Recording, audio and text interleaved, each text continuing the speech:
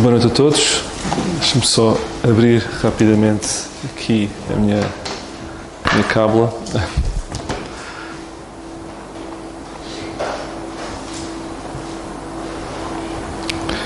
Portanto, hoje vamos entrar, vocês têm noção, este é o antepenúltimo estudo. O próximo estudo é o penúltimo, se Deus quiser. E depois vem o último, que é Apocalipse.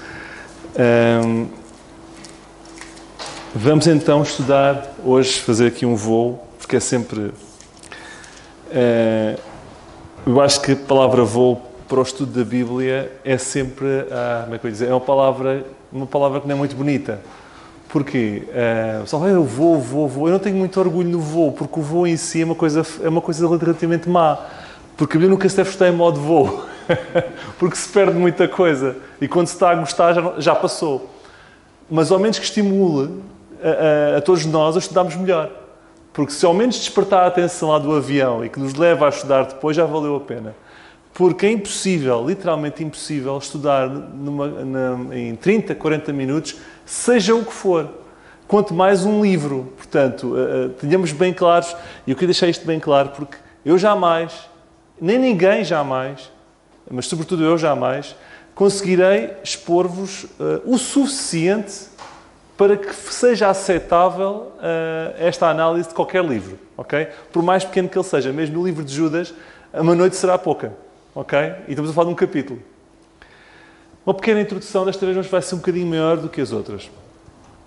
Pedro foi um pescador que mais tarde se tornou pescador de homens, conduzindo muitos à salvação. O negócio deles não era, a partir de uma certa altura, deixou de ser peixe para passar a ser almas. E Pedro, muito embora tivesse sido um pescador, ele foi visto durante muito tempo, sobretudo pelos do Sinédrio, como um ignorante. Este livro prova que ele não era ignorante nenhum. E vamos ver. Aliás, quem passa 3 anos e meio aos pés de Jesus deixa de ser ignorante. E ele teve o melhor curso do mundo e, portanto, depois daquele curso de 3 anos e meio prático, ele provou, não tinha que provar nada, mas provou-nos a todos que não é nenhum ignorante, ao contrário daquilo que os judeus achavam. Aliás, até passagens em que ele diz, então, mas não és tu, o pescador? Tipo, surpreendidos com o grau de capacidade e de erudição. Quem dá isso é Deus, ok? Aqui um à parte... Não liguem muito aos canudos de cada um, porque a erudição e a competência é Deus que a dá. O seu nome original não era Pedro, mas Simão, o que significa que o Senhor mudou-lhe o nome de Simão para Pedro, que significa pedra. Pedro é um personagem que me impressiona pela sua humanidade, mas está sempre marcado na cabeça de uma parte dos cristãos pelas suas falhas, por ser tempestuoso, por ter rejeitado Cristo. Eu não acho isso justo. Porque ele foi o único que saltou do barquinho, quando todos estavam no barquinho, quando Jesus andou em cima das águas. As pessoas não falam muito nisso. Porque ele foi, depois de ter negado o Senhor Jesus, daquela vez quando o galo cantou 3 vezes, há uns que dizem que não é galo nenhum, mas eu não vou falar sobre isso, que cantou 3 vezes, foi, e ter negado publicamente o Senhor Jesus, ele teve a coragem de reconhecer que errou e voltar. Muitos de nós, se não todos, escondíamos-nos para sempre no deserto mais próximo, debaixo de uma caverna. Negar Jesus, com toda a gente a saber, não, ele teve coragem de assumir o erro e voltar. Digam-me lá se não é de um grande homem. Eu acho que é de um grande homem. Depois, mais tarde, no Concílio de Jerusalém, quando Paulo vai ter com ele tem coragem de aceitar que já não era o responsável da parada, passava a ser Paulo, e deu-lhe as destras. É preciso ter humildade para isso. Então, não foi a mim que Jesus diz que será a pedra, a rocha sobre a qual edificarei esta igreja? Agora veio o Paulo, aquele que perseguiu os outros, e ele é que tem o protagonismo. É Deus que quer, eu vou aceitar. É preciso ser-se grande para isso. E, portanto, procuremos ver Pedro por estes últimos pontos e não pelos outros. Quanto às cartas de Pedro, neste caso esta primeira e segunda epístola, antes de mais já vou explicar porque elas não foram escritas à igreja, corpo de Cristo. Aliás, capítulo 1, versículo 1. Pedro, apóstolo de Jesus Cristo, aos estrangeiros dispersos. Estes estrangeiros dispersos podem ser traduzidos também por 12 tribos que andam dispersas. Ok? Portanto, isto é judeus da diáspora. Isto é Israel. Isto é crentes, como vamos ver, e estou-me a antecipar, do programa profético. Não da revelação do mistério dada a Paulo. Ok? Se dúvidas houvessem, leiam comigo capítulo 2, versículo 9, a título de introdução. Pedro está a falar a estes dispersos judeus que são a geração eleita. o sacerdócio real, a nação santa, o povo adquirido. Reparem, isto faz lembrar esse 19, 5 e 6, em que é dada a mesma referência a Israel como nação santa e reino de sacerdotes. É curioso, ok? Logo, Pedro está a falar para Israel, se dúvidas houvesse, e não para a Igreja Corpo de Cristo. E, portanto, estas duas cartas pertencem ao chamado programa do reino, relacionado com Israel, em contraste com o programa do mistério revelado a Paulo e que está presente em Efésios 1, por exemplo, 3, 1 a 9. Agora, apesar disto, e convém marcar essas diferenças, estas cartas têm ensino para nós também hoje. Ok? E muito prático, como vamos ver. Ainda em introdução, uma pergunta. Se Pedro deu as destras a Paulo, ou seja, reconheceu que Paulo tinha o protagonismo, porquê é que ele não começou a falar do mesmo Evangelho que Paulo? Temos que colocar as questões, certo? Se Pedro reconheceu que Paulo tinha razão, porque Paulo apresentou o seu Evangelho, e Paulo teve necessidade de mostrar o seu Evangelho, porquê? Porque eles não o conheciam, porque eles tinham outro. Por isso é que Paulo foi lá apresentar o seu Evangelho, que recebeu da parte de Deus. Então, se Pedro concordou, tens razão, porquê é que Pedro também não alinhou no mesmo Evangelho que Paulo? Há uma história que se passa e que também está explicada, esse concílio está explicado paralelamente em Atos 2, e nos versículos 7 a 9, que diz assim, vou só citar. Antes, pelo contrário, quando viram os judeus em Jerusalém que o Evangelho da incircuncisão, ok, isto é Paulo a falar, me estava confiado a mim, a Paulo, como a Pedro da circuncisão. Aqui atenção, aqui o que Paulo está a dizer é, quando eles depois, nós falámos um bocadinho, perceberam que a mim estava destinado o Evangelho da incircuncisão, que é o Evangelho para gentios, mas não é só o Evangelho para os incircuncisos, é o Evangelho da incircuncisão. Não só Paulo tinha o Evangelho para os gentios, ou o Evangelho da incircuncisão que não precisava de lei, era graça pura, mas como tinha destinado isso para a incircuncisão, para os gentios. E como a Pedro estava o Evangelho da circuncisão, não era só para os da circuncisão, era o Evangelho da circuncisão, que era um Evangelho que tem a ver com o Evangelho do Reino. E conhecendo Tiago, Cefas e João, que eram considerados como as colunas da graça que me havia sido dada, deram-nos as destras, ou seja, concordaram comigo, em comunhão comigo e com Barnabé, para que nós fôssemos aos gentios e eles à circuncisão. Aqui nós vemos que Pedro tinha sido destinado a ir à circuncisão, destinar-se apenas a judeus, não é pregar o Evangelho da circuncisão, pregando o Evangelho da circuncisão. Ou seja, ele não só ia à circuncisão, não só podia falar a judeus, por isso é que Pedro está-se a destinar a judeus. Fala aos judeus da zona, da Judeia, como também aos da diáspora. Pedro não falava aos gentios. E quando se meteu a meter-se com os gentios, Paulo teve que dar uma repocada, como já vamos ver. Porque não era da competência de Pedro estar a falar aos gentios, a Israel apenas. E o Evangelho da circuncisão. Então Paulo, neste contexto, está em Jerusalém, apresentando o seu Evangelho. E ficou decidido que cada um, eu tenho que explicar isto que é para todos perceberem, cada um tinha que pregar paralelamente o Evangelho específico. Paulo, o da incircuncisão, e Pedro, da circuncisão. Paulo, o Evangelho da graça, e Pedro, o Evangelho do reino. Agora, eu vou, em vez de ler isto tudo, vou procurar sintetizar. A partir daí, torna-se é uma coisa paralela. Paulo, reparem, quando Paulo se converteu, o que é que lhe aconteceu? Foi batizado, certo? Paulo não recebeu logo em catadupa a revelação da graça. Ele estava no contexto de reino ainda. No princípio, ele já começou a dispensação, começou ali, ok? Mas a revelação foi sendo dada progressivamente. E Paulo, no princípio, estávamos na dispensação da graça, mas tinha muito reino e pouca graça. Além de que, sendo feita revelações, passou a ser graça e um bocadinho de reino. Tanto é que Paulo batizou alguns, mas não batizou mais. Até que Paulo fala em certas coisas em Coríntios que depois não falou mais. Porquê? Porque chegou a um ponto, Atos 28, em que a nação de Israel rejeita completamente a oferta do reino que lhe estava a ser oferecida por Pedro, que é o Evangelho da circuncisão, e a partir daí passa só a haver temas de graça e de mistério. Nas epístolas seguintes a Atos 28. Efésios, Filipenses, Timóteo, Tito, Colossenses, salvo erro. E, portanto, até então havia paralelamente dois evangelhos a correr. Paulo com o seu Evangelho da graça e Pedro com o Evangelho da circuncisão. Agora, houve vários conflitos. Um deles também está relatado em Gálatas 2. Em que Paulo diz ao Pedro, Então tu és judeu e vives como os gentios.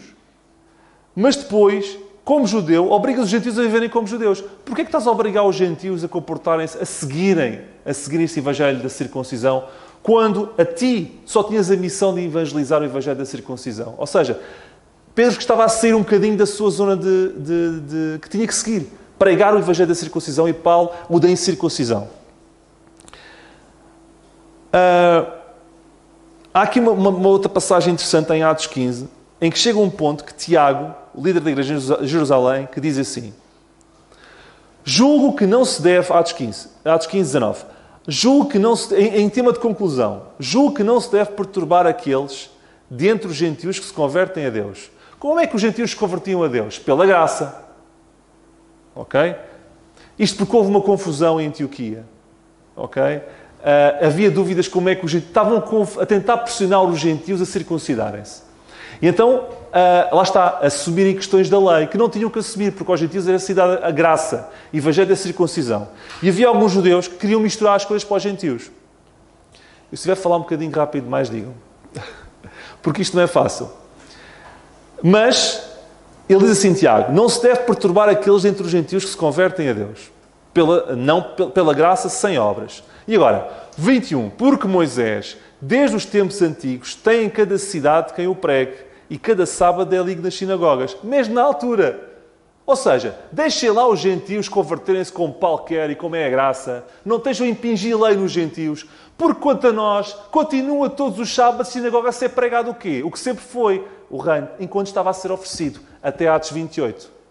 E quando Tiago fala e escreve as cartas, quando Pedro escreve cartas, está a escrever cartas nesse sentido, falar do reino, enquanto ele está a ser oferecido. Porque essas cartas vão até Atos 28. Depois de Atos 28 já ninguém oferece nada mais do que graça. Isto é importante esclarecer. Acredito que Paulo... Agora vou colocar aqui uma dúvida que eu também tive ao preparar isto, mas Deus esclareceu. Porque eu pensei assim, então se Pedro estava a pregar a circuncisão e mandava cartas às sinagogas a pregar o evangelho do reino, como Paulo, no princípio, também visitava algumas sinagogas, porque ele estava naquela fase de transição, estas sinagogas, volta e meia, deparavam-se com duas mensagens diferentes. Nunca se questionaram disso? Porque tinham a mensagem do Pedro, que ele mandava para a diáspora, e Paulo, ao ir visitá-los em sinagogas, dizia pregar o evangelho da graça. Sabem o que é que Paulo escreve em 1 Epístola a Coríntios 9:20? Explica, resolve uma questão.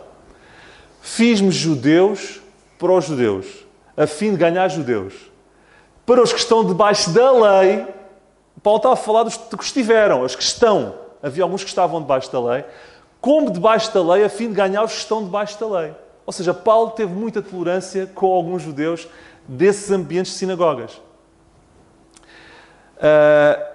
Ele sempre pregou graça. Paulo nunca pregou outra coisa a não ser graça. Mas teve alguma tolerância nessa fase transitória.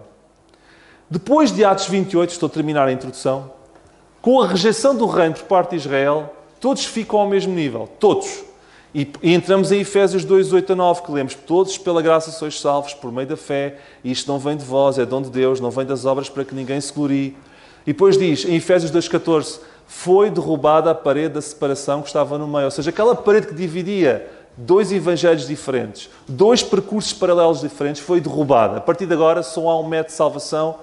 Porquê? Porque os judeus rejeitaram definitivamente o Messias, em Atos 28.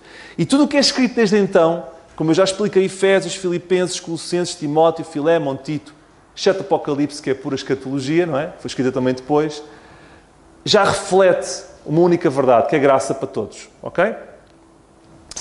Bem, capítulo 1, versículo 1. Nós vemos que Paulo, neste caso Pedro, escreve as zonas da Galácia, Capadócia, Ásia, Bitínia. Isto é Turquia, ok? Título de curiosidade. Eleitos segundo a presciência de Deus Pai. Aparece aqui a palavra eleitos. Está aqui eleitos. A igreja também é eleita. Então estes também são aqui igreja. Sabem, nem toda vez que aparece eleitos diz respeito a nós. Há palavras que são repetidas, mas não dizem respeito sempre à mesma situação. Deuteronômio 7, 6 a 8 também fala de eleitos. Eu vou citar. Tu és povo santo ao Senhor teu Deus, Israel. O Senhor teu Deus te escolheu ou te elegeu para que lhe fosse um povo próprio. Estão a ver como a palavra eleitos é utilizada muito antes. Moisés está aqui a explicar que Israel também foi eleito. E, portanto, Pedro, ao dizer nação eleita, também está a falar de que Israel, de facto, tinha sido eleita. Portanto, estamos aqui a falar de igreja. E podia também citar Deuteronômio 14:2, que o Senhor vos escolheu para que lhe fosse um povo santo, como vos tem dito. Ok? Versículo 3. Bendito seja o Deus e Pai de nosso Senhor Jesus Cristo, que segundo a sua grande misericórdia nos gerou de novo para uma viva esperança, pela ressurreição de Jesus Cristo dentre os mortos. Versículo 4. Para uma herança incorruptível e incontaminável que não se pode murchar, guardada nos céus para vós. Mediante a fé, estáis guardados para a salvação. Eu quero-vos dizer que mesmo no Evangelho que Pedro pregava e neste caminho paralelo, ok, a fé, ou melhor, a salvação sempre dependeu da fé em Cristo, daquilo que Cristo fez na cruz e na sua ressurreição. Ainda que estivesse acompanhada por algo mais, como algumas obras, como batismos, etc. Mas quero dizer que a salvação nunca dependeu do sacrifício dos animais. Dependeu sempre, mesmo quando houve sacrifícios de animais, aquele sangue nunca salvava ninguém. Aquele sangue apontava sempre para o sangue de Cristo. Sempre o que salvou foi o Senhor Jesus Cristo, mesmo quando eles não sabiam que salvava. Ok? E, portanto, é importante referir que mesmo Pedro tem uma missão muito clara, uma visão muito clara. A salvação depende da fé no que Cristo fez na cruz, ok? E na ressurreição, ainda que deva ser acompanhada com outras coisas que Paulo não prega. Versículo 12. Aos quais, os profetas, foi revelado que não para si mesmos, mas para nós eles ministravam estas coisas. Paulo uma vez diz que aos profetas, o que os profetas escreveram, ministraram para a Igreja Corpo de Cristo. Eu nunca li isso. Portanto, se alguém ler, que me diga, no final, preferência. Eu depois faço uma errata na próxima vez. Eu nunca li em lado nenhum que os profetas ministraram aquilo que a Igreja precisava de ouvir no dia de hoje. Mas aqui Pedro diz, e no versículo 10 também diz, da qual salvação inquiriram e trataram diligentemente os profetas. Salvação inquiriram. Para a Igreja isto não faz sentido, porque a Igreja era um mistério. Capítulo 2. O capítulo 1 apresenta-nos, no fundo, a salvação ganha, a herança incorruptível. E chega ao capítulo 2 e apresenta como os judeus, e como todos nós, agora podemos aprender todos nós, devemos viver em função disso. Então, em função de tudo aquilo que Deus já nos deu, da esperança da salvação e tudo mais, nós chegamos ao capítulo 2 e Pedro dá-nos uma série de recomendações. Deixando toda a malícia. Versículo 4. Desejai afetuosamente. Versículo 2. Desejai afetuosamente. Versículo 4. Chegando-vos para Ele. Versículo 11. Vos abstenhais. Versículo 13. Já vou explicar isto. Sujeitai-vos. Versículo 17. Honrai a todos, amai a fraternidade, temei a Deus, honrai o Rei. Estão a ver as recomendações? Faz lembrar, com as devidas diferenças, Romanos 12, depois de todos os capítulos 11, os primeiros capítulos 11 todos os primeiros capítulos, chega Paulo no capítulo 12, rogo-vos em função de tudo isto, que, etc, etc, etc. Pedro não precisou de 11 capítulos para fazer uma petição para a ação. Bastou o primeiro capítulo e depois do capítulo 2 diz, em função de tudo isso, desejem afetuosamente como meninos novamente nascidos o leite não racional. Cheguem-se para Deus.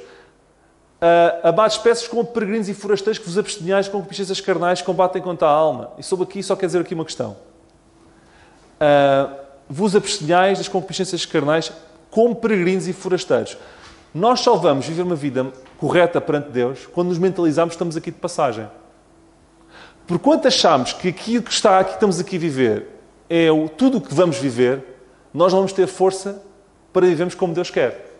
Mas se tivermos a mente de um peregrino, nós vamos perceber e ter força para não viver tudo já, porque sabemos que o melhor está por vir.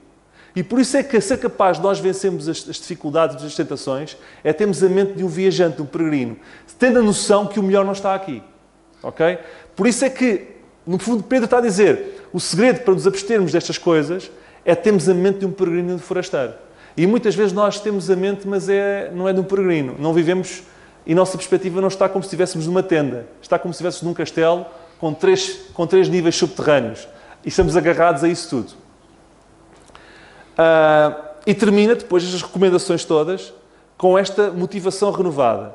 Porque para isso sois chamados, versículo 21, pois também Cristo padeceu por vós, deixando-vos o exemplo para que sigais as suas pisadas. Ou seja, o Pedro está aqui a dizer, já como se não bastasse o capítulo 1, eu deixo-vos aqui mais uma dica no capítulo 2, versículo 21. Vocês são chamados para fazer tudo isto. Cristo padeceu por vocês, deixou-vos os exemplos e agora sigam as pisadas dele. E o que era para seguir as pisadas? É o que acabei de vos dizer. Deixar aquilo que está errado, desejar o que está certo, chegar-nos para Deus, viver como peregrinos, sujeitar-nos às potestades humanas, honrai a todos, amai a fraternidade, também a Deus honrai o Rei. E em condições de perseguição isto não é fácil. Fazer isto quando está tudo bem já não é fácil. Mas quando nos perseguem, que era o caso, mais difícil era. Depois, versículo 5 do capítulo 2. Vós também, como pedras vivas, sois edificados casa espiritual e sacerdócio santo, para oferecer sacrifícios espirituais. Mais uma vez, um versículo tipicamente judaico. Êxodo 19, 5 a 6, eu vou citar. Sois a geração eleita, o sacerdócio real, a nação santa... Não, desculpe, isto está em Pedro 2,9. Eu estou a citar mal. 5 e 6 vou citar assim. Se diligentemente ouvires a minha voz e guardares a minha aliança, então sereis a minha propriedade peculiar entre todos os povos e vós me sereis um reino de sacerdotes e nação santa. Referência a Israel, que bate certo com isto. E agora vejam o versículo 9. Sois a geração eleita, o sacerdócio real, nação santa. A mesma coisa. A mesma coisa que está em Êxodo 19, 5 e 6. Porque nós temos aqui mais uma referência a Israel e não à Igreja. Capítulo 3. Semelhantemente, vós, mulheres, sede sujeitas aos vossos próprios maridos, para que também, se alguns não obedecem à palavra pelo porte de suas mulheres, sejam ganhos sem palavra. Eu não vou falar sobre isto de relação marido e mulher, mas só quero destacar aqui um detalhe importante. Se alguns não obedecem à palavra, pelo porte, sejam ganhos sem palavra. A melhor forma de nós convencermos alguém a fazer o que está certo é muitas vezes calar-nos e agir como está certo. Porque muitas vezes as pessoas são mais convencidas por aquilo que nós agimos do que o que nós falamos. E se temos algum caso de alguém que não nos ouve, o melhor é começarmos a agir de forma diferente. Porque se calhar essa pessoa vai nos ouvir por aquilo que a gente faz e por aquilo que a gente diz. E eu gosto deste exemplo, por isso é que eu o citei. Versículo 9. Não tornando mal por mal ou injúria por injúria. Um dos segredos aqui, isto aplica-se a casais com relacionamentos de amizade, seja o que for, para que haja bênção e para que haja relações saudáveis, é não retribuir pela mesma moeda. E muitos problemas criam-se como nós pensamos assim. Fizeste-me aquilo, agora vais levar o que o outro. Disseste-me aquilo, agora vou-te dizer o que o outro.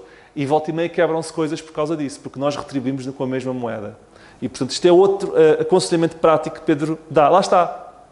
Foi escrito para quem? Para Israel? Sim, está tudo bem. Programa profético, tudo bem. E podemos aprender muito com isso também. Ok? Versículo 16.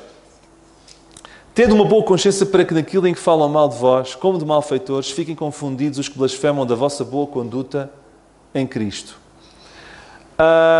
Procuramos fazer as coisas não para o show-off, não para que os outros vejam, mas para que Deus veja e nós fiquemos com a consciência tranquila. Sabem qual é a nossa melhor defesa? A nossa melhor arma contra os nossos inimigos?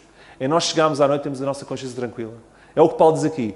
Tendo uma boa consciência para que, quem? Os malfeitores fiquem confundidos. A melhor forma de confundirmos quem não gosta de nós é termos uma consciência tranquila. Está aqui a dizer. Os que não gostam de nós ficam confundidos com a nossa consciência tranquila. Não é com armas. Não é com o que a gente diz, com o que faz. Não é com o nosso punho cerrado. O que faz confusão a quem está à nossa volta, que nos quer mal, é nós estarmos de consciência tranquila. Está aqui a dizer, eu não estou a inventar. Tendo uma boa consciência para que os malfeitores fiquem confundidos. Portanto, vamos criar confusão a quem nos quer mal, não vamos desejar isso, atenção. Mas a melhor forma de nos protegermos, nunca pensaram que a melhor forma de proteção é uma consciência tranquila. Nós ficamos mais protegidos quando temos a nossa consciência tranquila. E, portanto, façamos o que temos que fazer, a nível de perdão a Deus, etc., para que nós possamos ter uma consciência tranquila, porque isso é uma proteção. Capítulo 4. Versículos 3 e 4. Diz assim a palavra de Deus. Porque nos basta que no tempo passado da vida fizéssemos a vontade dos gentios, andando em dissoluções, concupiscências, embriaguezes, glutonarias, bebedices, abomináveis idolatrias. E acham estranho não correres com eles. Nunca vos aconteceu não acharem estranhas a não fazer certas coisas? O mundo acha estranho a gente não correr como eles.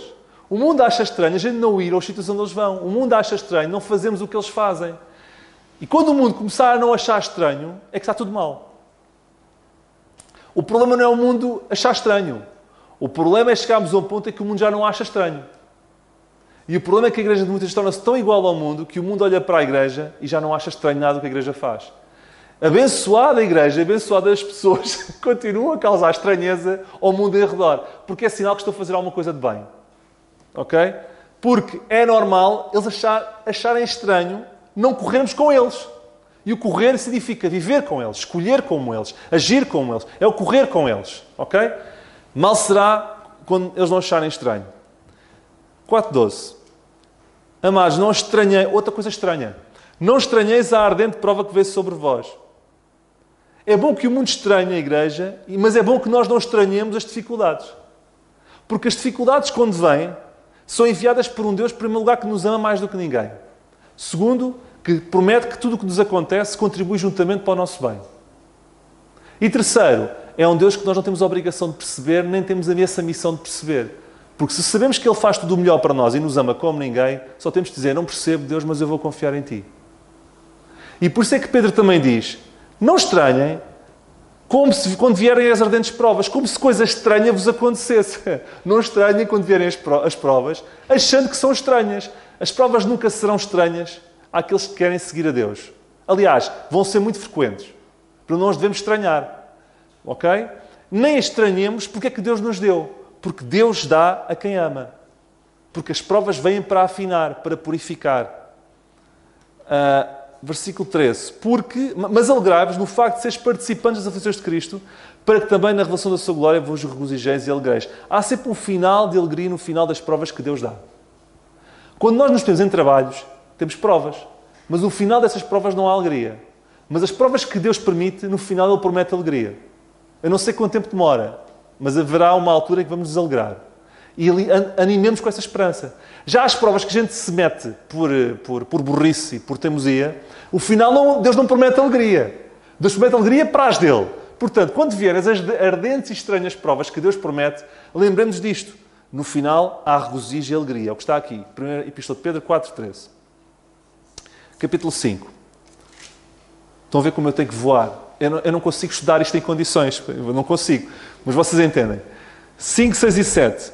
Humilhai-vos, pois, debaixo da potente mão de Deus, para que a seu tempo vos exalte, lançando sobre Ele toda a vossa ansiedade. Eu já ouvi várias mensagens sobre isto, desde que me recordo de ser gente. E vocês também. Eu não vos vou dizer nada de novo. Se calhar para alguns será novo. Mas há aqui uma coisa subreptícia que muita gente não fala. Eu não estou aqui a dizer que vou dizer uma coisa que nunca ninguém ouviu, não é isso. Estou a dizer uma coisa que muita gente não fala. Que é... Olhem bem para o versículo. Humilhai-vos, pois... Mas como é que a gente se humilha? É como se abrisse. Humilhai-vos, pois, e agora, abram parênteses a seguir ao pois, debaixo da potente mão de Deus, para que o seu tempo vos exalte. Fecha parênteses, lançando sobre Ele toda a vossa ansiedade. Quando nós lançamos sobre Deus a nossa ansiedade, nós estamos a revelar humilhação, humildade. Já pensaram nisso uma vez? Quando nós somos capazes de dizer a Deus, Deus, eu entrego a minha ansiedade a Ti, nós estamos a dizer, Deus, eu confio que Tu tens capacidade para resolver o meu problema e eu não tenho. E isto é uma expressão de humildade. Olhamos para isto de volta e meia e pensamos, vamos humilhar porque o seu tempo nos exalte. E vamos só, o versículo 7 é que é importante. A parte do versículo 6 não presta. Porque é humilhai-vos e não sei o quê. Vamos só lançar sobre a nossa ansiedade porque Deus tem cuidado de nós. E não percebemos que o lançar a ansiedade deve ser numa perspectiva e numa postura de humildade, de entrega. Porque nós só lançamos verdadeiramente a ansiedade sobre Deus quando o fazemos em humilhação. Entende o que eu estou a dizer? É como uma coisa, o 6 está ligado ao 7. Já ao contrário, quando nós vivemos em orgulho e recusamos lançar a ansiedade a Deus... Aliás, eu já me antecipei. Quando nós não recusamos a lançar a ansiedade sobre Deus e queremos resolver as coisas pelos nossos próprios fins, estamos a revelar orgulho, que é o oposto. É dizer a Deus, Deus, eu não confio que Tu tens capacidade para resolver o meu problema. Portanto, o orgulho e a humildade estão relacionados com a nossa libertação de muitas ansiedades. Porque muitas vezes Deus não nos liberta de mais ansiedades porque nós, no fundo, temos um coração orgulhoso. E esta cara termina com o sofrimento, que diz assim no versículo 8 a 10. Sede sóbrios, vigiai, porque o vosso adversário anda em derredor como leão, bramando, buscando a quem possa tragar.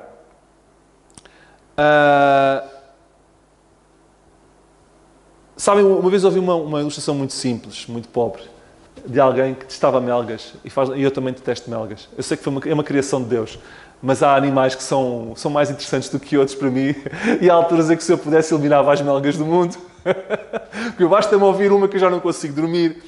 E depois ele dizia assim, naquilo que ele escreveu. Já não sei quem escreveu, nem quando eu vi isto. Mas dizia assim: enquanto houver luz, há melgas.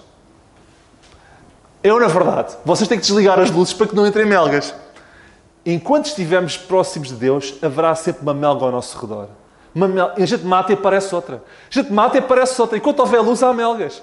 E por isso é que o diabo é na nossa volta, buscando a quem possa estragar, como uma melga assustadora, barbuda, gigante, que nos quer atacar. Essa é mais difícil de derrotar, porque só pode ser derrotada por Deus. E temos que confiar nele, lançando a nossa ansiedade a ele, dependendo dele. Percebem? Onde há luz, há melgas. Vocês vão se esquecer de tudo menos disso, que eu sei. Entramos na segunda epístola de Pedro. E se na primeira vimos os perigos de fora, na segunda vimos os perigos que vêm de dentro, nomeadamente falsas doutrinas.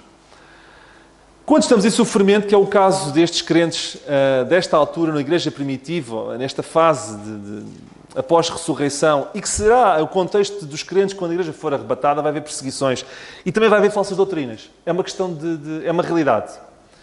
E temos de estar sempre alertas. Versículo 3 diz assim: visto que com o seu divino poder nos deu tudo o que diz respeito à vida e à piedade, pelo conhecimento daquele que nos chamou pela sua glória e virtude, pelas quais Ele nos tem dado grandíssimas e preciosas promessas, para que por elas fiqueis participantes da natureza divina. Há aqui duas questões importantes. Pedro começa o capítulo de uma forma muito prática, a dizer assim: Deus deu-nos, a cada um de nós, Deus deu-nos tudo o que diz respeito à vida. Vocês têm noção que Deus nos deu tudo o que diz respeito ao que nós precisamos? Mas Ele pede uma coisa em troca.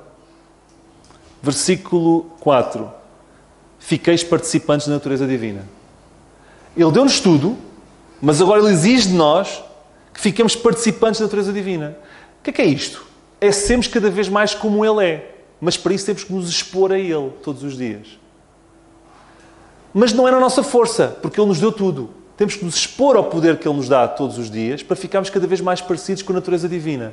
E vemos aqui um dar e um receber, e eu acho isso interessante Pedro começar assim. Muitos crentes vivem as suas vidas inteiras esperando ter um dia um corpo glorioso nos céus. É ou não é verdade? Não há nada errado, antes só coisas boas nesse sentido. Mas vivem aqui na Terra para satisfazer o seu corpo preguiçoso e egoísta. Quer dizer, esperam um corpo glorioso no céu, mas enquanto estão na Terra, vêm para satisfazer o seu corpo egoísta e preguiçoso. Quando podemos já aqui ser participantes da natureza divina, com o nosso corpo egoísta e preguiçoso na mesma. Porque é Deus que dá tudo. Estão a ver? E é isso que Pedro nos convida. Versículo 10. Meus irmãos, procurai fazer cada vez mais firme a vossa vocação e eleição, porque fazendo isto nunca jamais tropeçareis, porque assim vos será amplamente concedida a entrada no reino. Vejam aqui, procurai fazer, porque assim vos será amplamente concedida a entrada no reino. Vocês, uma vez as cartas de Paulo diz assim: procurem fazer isto para que entrem mais depressa no céu.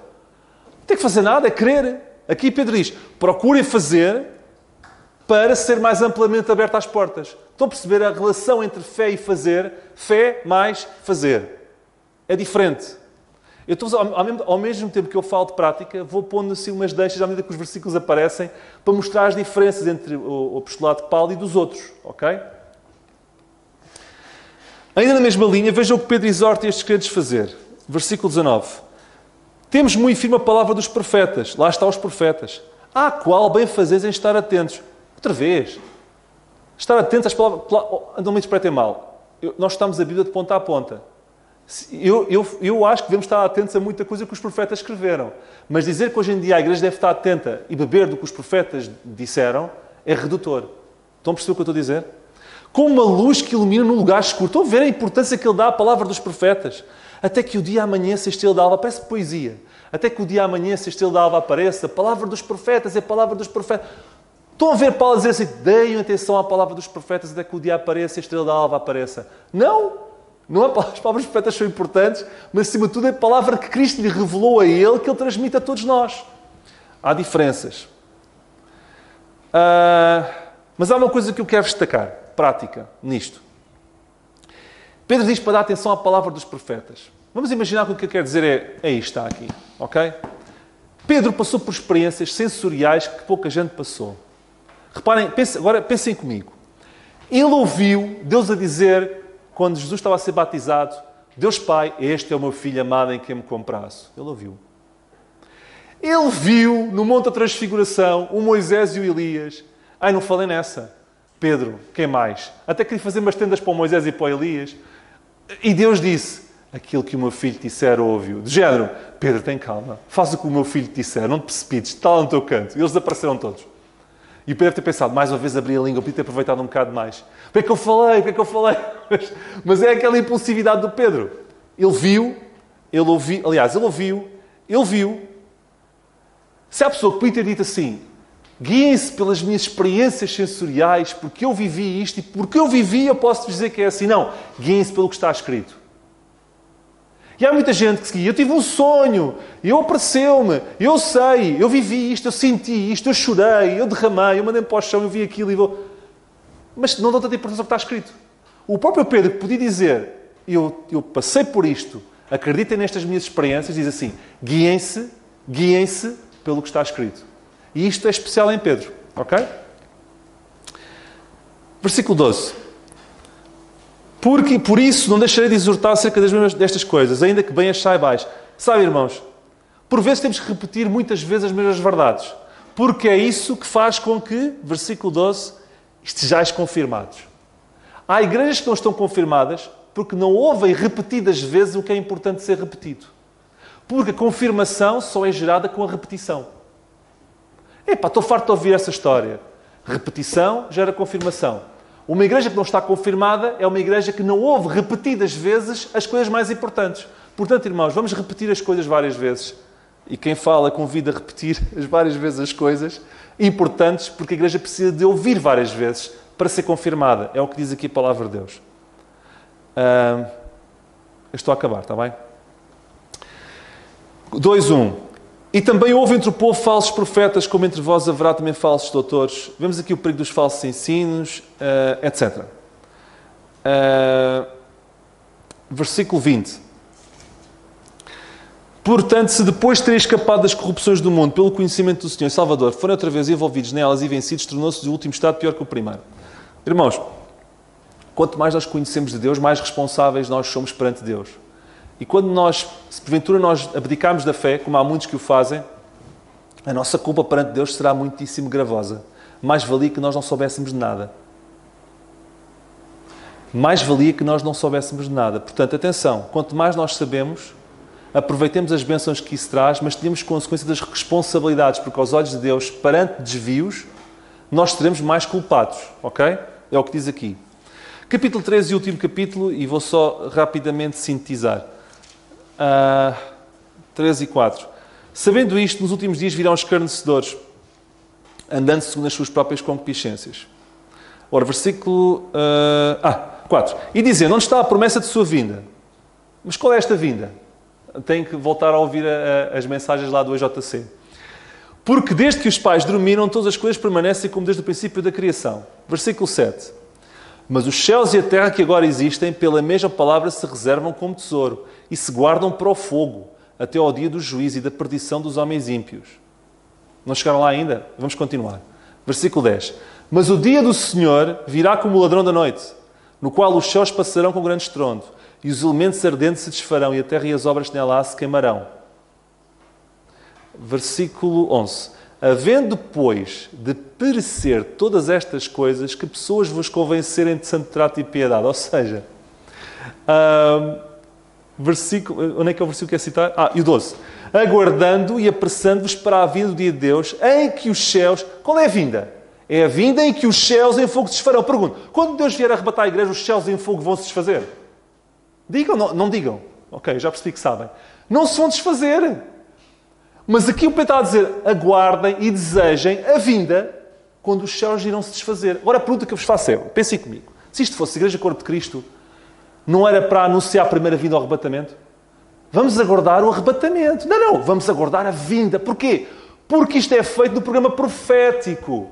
Antes da Igreja, naquele evangelho paralelo que estava a seguir, até Atos 28 ser completamente posto... Ai, perdão, estou-me a trocar. Atos 28, pôs de lado a nação de Israel. Até a nação de Israel ser posta de lado, este programa profético estava a decorrer, ok? E voltará a decorrer quando a igreja for arrebatada. E então sim, esses que ficarem vão ter que lidar não é com o arrebatamento, é com este dia do Senhor, com esta vinda. Percebem? Bem, isto não é fácil. Espero que entendam e que possam estudar este assunto melhor. Se tiver alguma dúvida e eu puder responder e souber, tenho todo o prazer para ajudar. E é importante isto ser repetido muitas vezes, irmãos, porque só assim é que ficamos confirmados. Que o Senhor nos abençoe.